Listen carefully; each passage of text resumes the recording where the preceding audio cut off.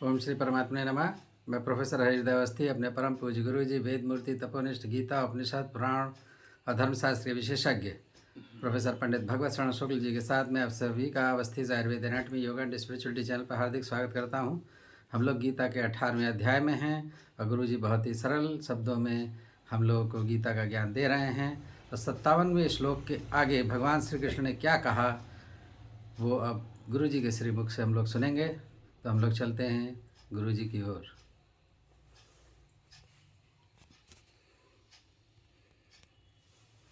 नमोस्तुनंताय सहस्रमूर्तये सहस्रपादाक्षिशिरोरुबाहवे सहस्रनाम्ने पुरुषाय शाश्वते सहस्रकोटि उदाहरणे नमः। कृष्णाय वासुदेवाय हरे परमात्मने प्रणतक्लेशनाशाय गोविंदाय नमो नमः। इस चैनल से संबद्ध सभी विद्वद्गण, सभी जिज्ञासु छात्रवृंद, सहृदय सज्जन वृंद एवं इस चैनल के संस्थापक तथा प्रबंधक आचार्य हरिहृदय अवस्थी जी, आप सभी का गीता ज्ञान यज्ञ में स्वागत है। आज हम लोग जो विचार कर रहे हैं ये है कि उस परमात्मा के प्रति पूर्व समर्पित कैसे हो, पूर्ण रूप से समर्पण कैसे हमारा सबका बने, उसी पर विचार चल रहा है। कल जो विचार हुआ था वो भी इसी तरह से है कि हम जो उस परमात्मा में सब कुछ समर्पित करते हैं और उसकी कृपा से ही सब कुछ करते हुए भी हम किसी भी प्रकार से उन बंधनों से बंधते नहीं हैं। ये विचार कल हुआ था और आज भी उसी पर है। चेतसा सर्वकर्माणि मयि संन्यस्य मत्परा बुद्धि योगम उपाश्रित्य मच्चित्त सततम भव। यहाँ भगवान श्री कृष्ण अर्जुन को कहते हैं कि सर्वप्रथम अपने चित्त से संपूर्ण जितने कर्म हैं वो मुझे मेरे में समर्पित कर दो, अर्पित कर दो। सर्वकर्माणि चेतसा मयि संन्यस्य। वस्तुतः हम अंतःकरण से जिसको मान करके जो कर्म करते हैं उसका फल हमें प्राप्त होता है। इसलिए भगवान ने मूल पर ही पूरी बात को कही कि मूल आपका चित्त है, तो जब चित्त से सभी कर्मों को आप उस परमात्मा में समर्पित कर देते हैं तो फिर आपका वो कर्म आपके लिए आपका वो नहीं रह जाता है। और इसके बाद फिर आपका स्वरूप क्या बनेगा? मत्परः। उस परमात्मा में ही समर्पित होने के साथ साथ परमात्मा परायणता भी आपके अंदर हो जानी चाहिए। और कैसे होगी वो? बुद्धि योगम उपाश्रित्य।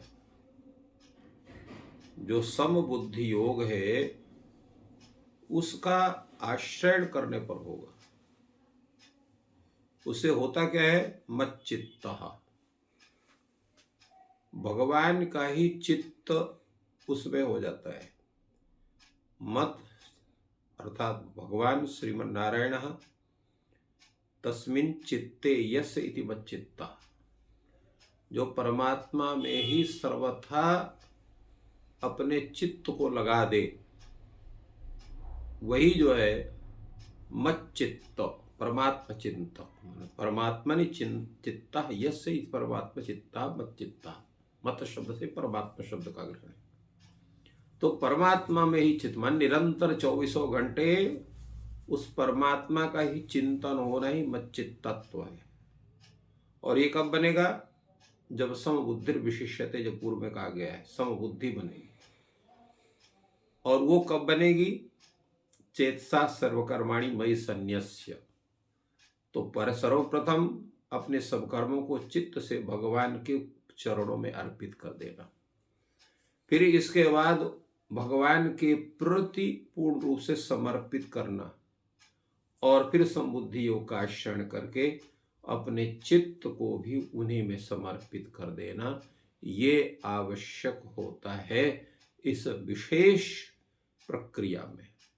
तो जब इतनी स्थिति हमारी बन जाती है तो फिर हमारा जो स्वरूप है वो क्या होता है, उसके विषय में आगे भगवान कहते हैं, मच्चित्तः सर्वदुर्गाणि मत प्रसादात् तरिष्यति अथ चेत्त्वहंकारात् न श्रोष्यति विनक्ष्यति। कहते हैं जब भगवान की उस कृपा से व्यक्ति भगवान के चिंतन में निरंतर लीन हो जाता है,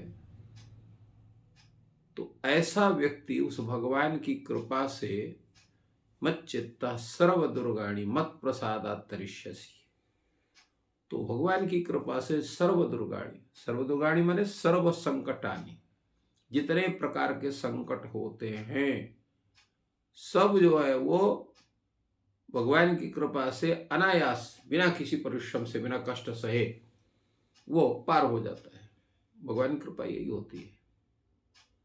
भगवान की कृपा होने से आपके जितने कष्ट हैं वो स्वतः समाप्त हो जाते हैं। यही प्रभु की महती कृपा का स्वरूप है। परंतु उस कृपा के स्वरूप को प्राप्ति करने के जो उपाय हैं उनको अपनाना पड़ेगा।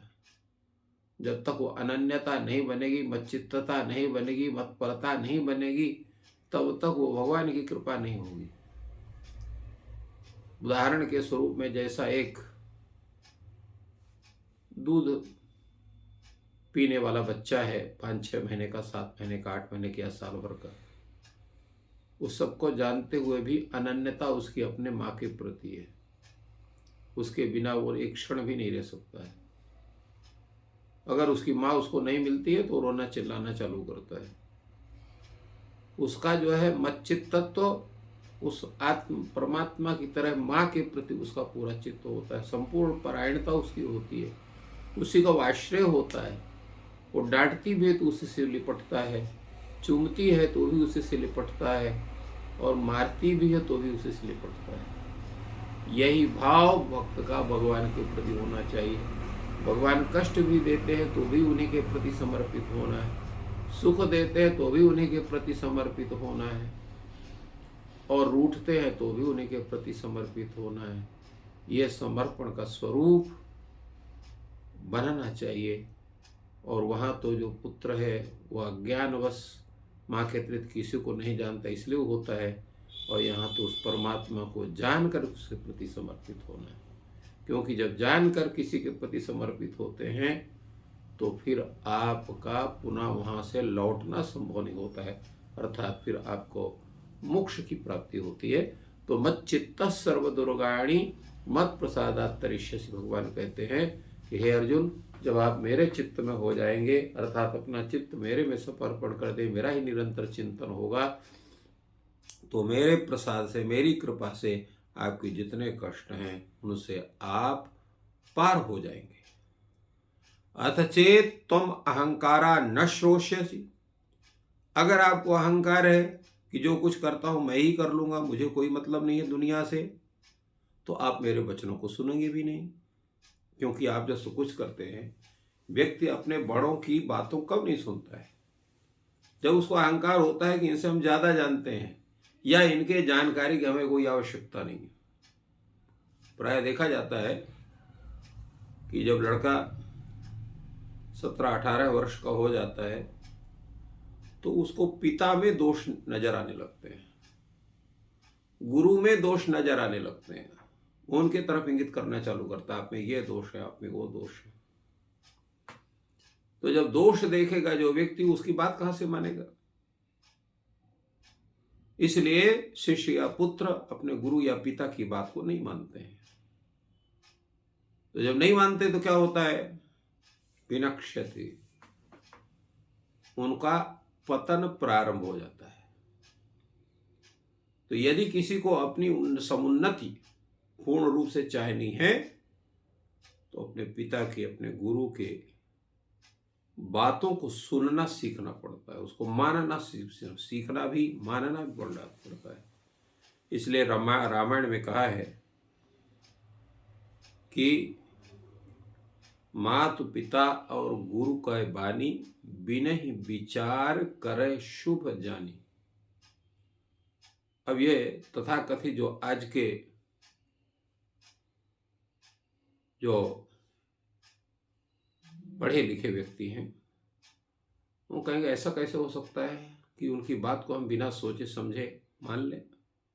हमको हमारे पास बुद्धि है, उसका विश्लेषण करके तब मानेंगे, मानने योग्य होगी तो मानेंगे, नहीं मानने होगी तो नहीं मानेंगे। बहुत कुछ ऐसी चीजें होती हैं जो आपकी बुद्धि से परे होती हैं, और माता और पिता गुरु ये स्वाभाविक रूप से मित्र, उनको धर्मशास्त्र कहता है ये 3 स्वाभाविक मित्र। स्वाभाविक मित्र का होता है बिना स्वार्थ के जो आपको स्नेह दे। तो माता पिता गुरु से अतिरिक्त भी कोई अगर ऐसा व्यक्ति है जो बिना स्वार्थ के आपसे स्नेह करता है, आपकी उन्नति चाहता है, तो उसकी भी बात माननी चाहिए। इसलिए यहां पर भगवान ने कहा अथ चेत त्वम अहंकारात् न श्रोष्यसि। यदि तुम अहंकार से सोचते हो कि मैं आपसे कम जानकार नहीं हूं, मुझे भी ज्ञान है जो आप बता रहे हैं, तो आप हमारी बात को क्यों आदर दोगे? तो इसका भी समझ लीजिए, नहीं अगर सुनते हैं तो नहीं सुनेंगे तो मानेंगे भी नहीं, तो आपका नाश निश्चित है, विनंक्षति। इसलिए भगवान ने यहां पर दोनों बात कह दी, नीत की बात भी कही और उसके साथ साथ भी डांटा भी। यत् चेत त्वम अहंकारा न श्रोष्यसि विनंक्षति, तो तुम नष्ट भी होगे। कारण यह है कि बहुत सी ऐसी चीजें होती हैं जो हमारे समझ में नहीं आती, किंतु हमसे जो श्रेष्ठ हैं उस बात को समझ रहे हैं कि इसमें इस व्यक्ति को उन्नति कहां से होनी, कहां से नहीं होनी है। कभी कभी तो ऐसा भी समझ में आता है कि उससे हमें हमारी अवनति दिखाई पड़ती है, परंतु वस्तुतः वो उन्नति का मार्ग होता है, और उस मार्ग को हमारे गुरुजन, श्रेष्ठ जन हमें बताते हैं, और हमको लगता है गलत मार्ग है, परंतु अंतिम उसको सही मार्ग होता है। क्योंकि कभी कभी टेढ़े मार्ग भी अच्छी राह, अच्छे स्थान को प्राप्त कराते हैं, सीधे मार्ग तो कभी कभी गड़बड़ भी कर देते हैं। तो ये भगवान का कथन है कि व्यक्ति को अपने श्रेष्ठ लोगों की बात का समादर करना चाहिए, और साथ साथ जो उचित मार्ग है, उचित कथन है, जो भगवत चिंतन का मार्ग है, कर्म विधान का मार्ग है, कर्मयोग का मार्ग है, भक्ति योग का मार्ग है, उसका आश्रय करने पर ही हम अपने लक्ष्य की प्राप्ति कर सकते हैं। तो इस प्रकार गुरु जी ने बहुत ही सरल शब्दों में बताया कि ईश्वर या भगवान कृष्ण कह रहे हैं कि मत चित्त हो करके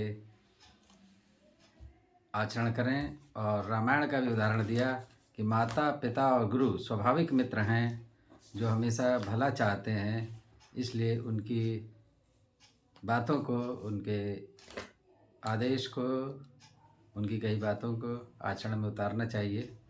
वही लाभकारी है अहंकार के बिना। तो ईश्वर आपकी सहायता करें। आपका दिन शुभ हो। धन्यवाद।